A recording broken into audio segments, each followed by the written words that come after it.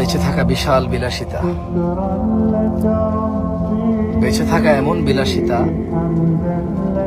বেঁচে থাকা আল্লাহর এমন নিয়ামত যে মানুষ সুবহানাল্লাহ বললে আসমান আর জমিনের খালি জায়গাটা নেকিতে পরিপূর্ণ হয়। মানুষ আলহামদুলিল্লাহ বললে নেকির পাল্লা ভারী হয়ে যায়। বেঁচে থেকে মানুষ আল্লাহুম্মা সাল্লি আলা মুহাম্মাদ দুরূদ পড়লে 10টা নেকি হয়, 10টা গুনাহ ক্ষমা হয়, মর্যাদা বৃদ্ধি হয়, ওর প্রতি রহমত নাজিল হয় 10 বার। বেঁচে থাকলে ফজরের 2 রাকাত সুন্নত আদায় করলে দুনিয়াতে যা আছে এর চেয়ে বেশি কিছু পাওয়া যায়।